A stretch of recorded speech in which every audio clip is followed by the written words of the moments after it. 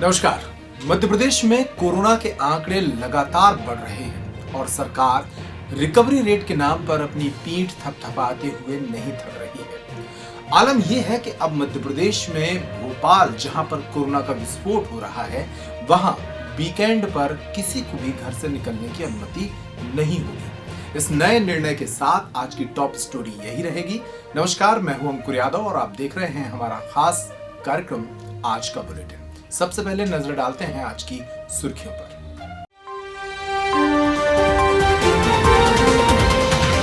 मध्य प्रदेश में तेजी से बढ़ रहे कोरोना के मामले, रिकवरी रेट के नाम पर सरकार अपनी पीठ थपथपा रही। अब भोपाल में शनिवार और रविवार को रहेगा पूर्ण लॉकडाउन। सीहोर के पूर्व विधायक का दावा, हनुमान चालीसा के जाप से भागेगा कोरोना। मंदसौर के नेहरू खान ने पेश की सामाजिक सौहार्द की मिसाल। नेहरू खान के इनोवेशन से बगैर छुए बजेगा मंदिर का घंटा। प्रदेश में ऑडियो को लेकर नहीं थम रहा सियासी घमासान। शिवराज का ऑडियो वायरल होने के बाद कांग्रेस ने भोपाल में किया हंगामा, 35 कार्यकर्ता गिरफ्तार। शराब दुकानों पर महिलाओं की ड्यूटी लगने के बाद कांग्रेस ने उठाया मुद्दा, कहा शिवराज करते थे बेटियों की बात, अब शराब ठेकों पर लगा दी बेटियों की ड्यूटी। सुर्खियों के बाद खबरों के विस्तार को देखते हैं। मध्य प्रदेश में कोरोना संक्रमित मरीजों की संख्या 10,000 के पार पहुंच चुकी है। नए मरीज सामने आने के बाद यह संख्या 10,241 हो चुकी है। प्रदेश में कोरोना वायरस की चपेट में आने के बाद 431 लोग अपनी जान गंवा चुके हैं।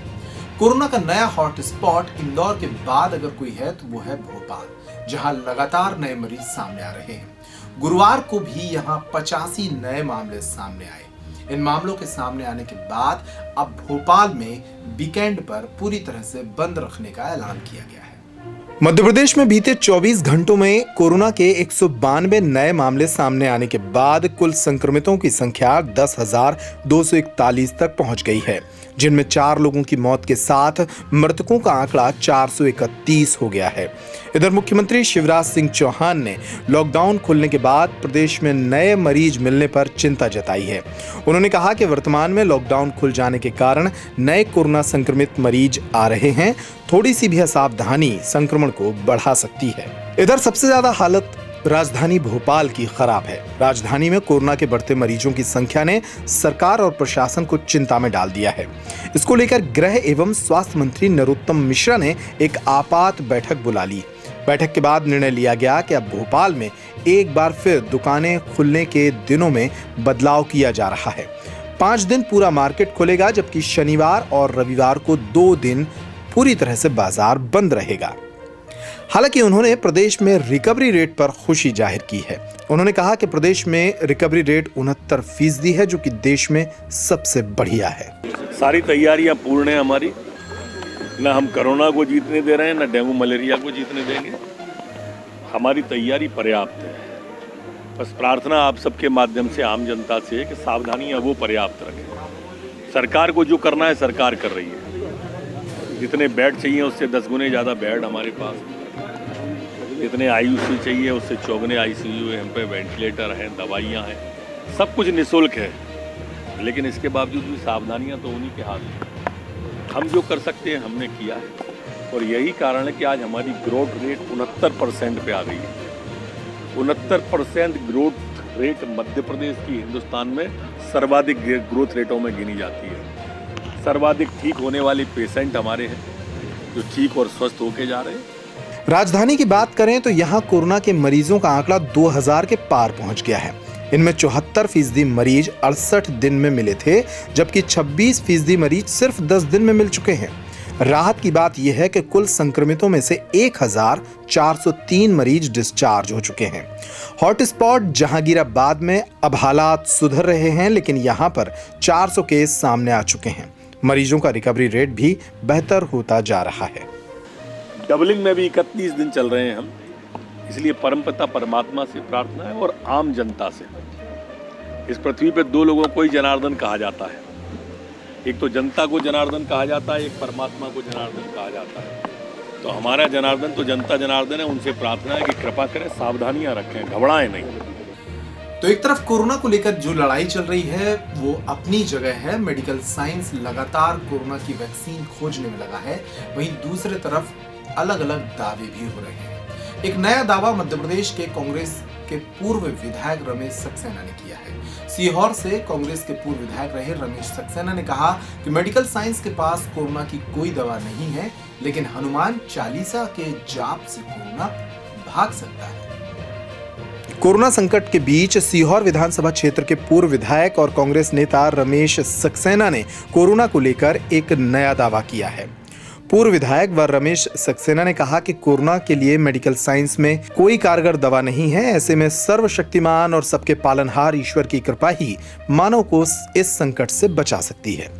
उन्होंने कहा कि हनुमान चालीसा में उल्लेख है कि नासे रोग हरे सब पीरा, जपत निरंतर हनुमत बीरा। इससे स्पष्ट है कि महाबली हनुमान जी की विधि विधान से पूजा अर्चना करने और हनुमान चालीसा का प्रतिदिन पाठ करने से कोई भी बीमारी नहीं हो सकती है।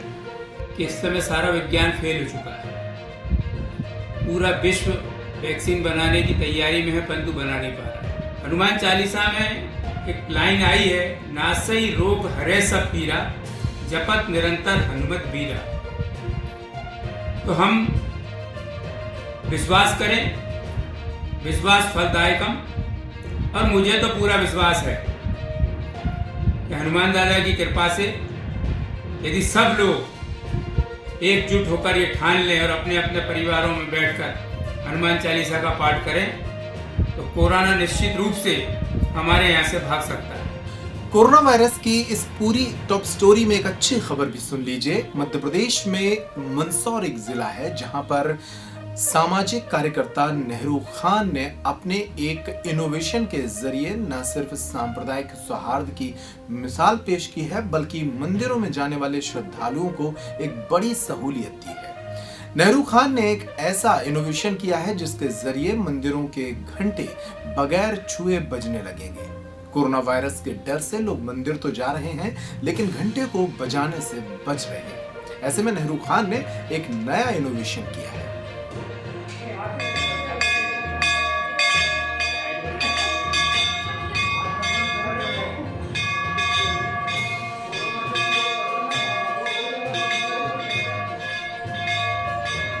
मेरे मन में ये विचार आया कि मंदिर की घंटियाँ भी बंद है, अगर हाथ लगाते हैं छू ना सकते हैं अपन किसी चीज़ को। जब मस्जिदों में अजान हो रही है तो मेरे मन में ये ख्याल आया कि मंदिर की घंटी भी बजना चाहिए। यदि मंदिर की घंटी बजे तो हो सकता है मालिक हमारे कोरोना को और समाप्त कर दें क्या। तो मेरे मन में विचार आया, मैंने एक सेंसर द्वारा इसको घंटी को बजाइए ताकि 1.5 फीट दूर से अपन हाथ करेंगे और घंटी बजना चालू हो जाएगी। यदि मान लीजिए हम ये प्रयास हमारा सफल हुआ है और यदि मालिक सुन ले क्या तो ये कोरोना से हमें समाप्ति मिल जाएगी। इसलिए ये मेरे मन में प्रयास आया और मैंने ये कर दिया।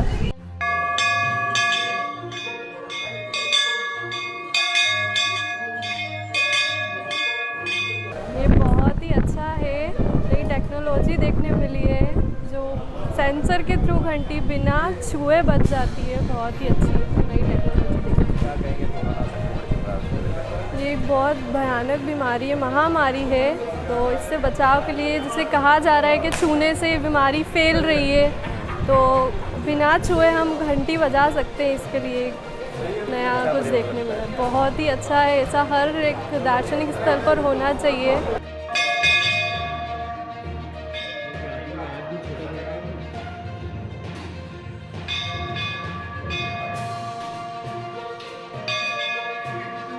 भक्तों को भगवान तक पहुंचने का घंटी एक साधन है। घंटी बजा करके भगवान तक मिलन का एक साधन है, जो कोरोना महामारी के लिए आज घंटी बजाने के लिए बंद करना पड़ा। परंतु जब जैसे ही नारू भाई ने देखा कि घंटी तो बजाना परंतु हाथ भी नहीं लगे, किस प्रकार बजे, ऐसा मन में इनके विचार आया और इन्होंने तत्काल विचार करके इस प्रकार का एक सेंसर तैयार किया जिसके कारण से भगवान का हाथ जोड़ करके खड़े हो जाओ सेंसर के नीचे तो घंटी ऑटोमेटिक बजने लगती है और भक्त को भगवान तक मिलने का एक साधन बनती है। घंटी बजने से आरती होती है, सबको खबर लग जाती है।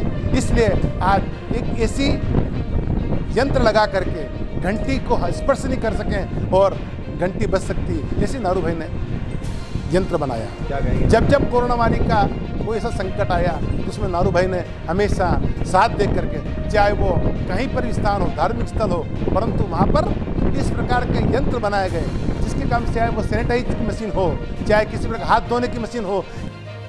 और अब बात सियासत की। मध्य प्रदेश में मुख्यमंत्री शिवराज सिंह चौहान का एक ऑडियो वायरल होने के बाद सियासी हंगामा थमने का नाम नहीं ले रहा है।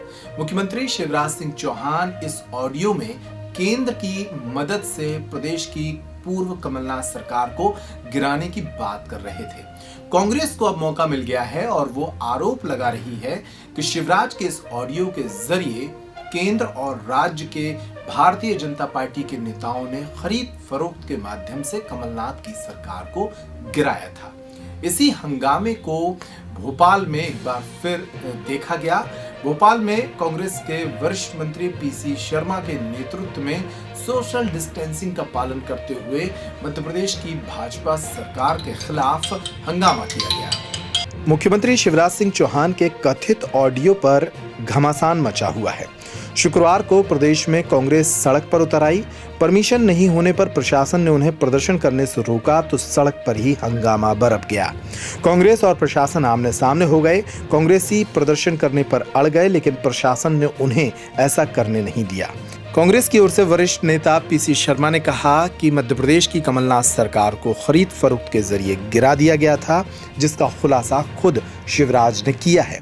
ऐसे में अब वे राज्यपाल को ज्ञापन सौंपकर दल बदल कर आए नेताओं के खिलाफ कानून की मांग कर रहे हैं।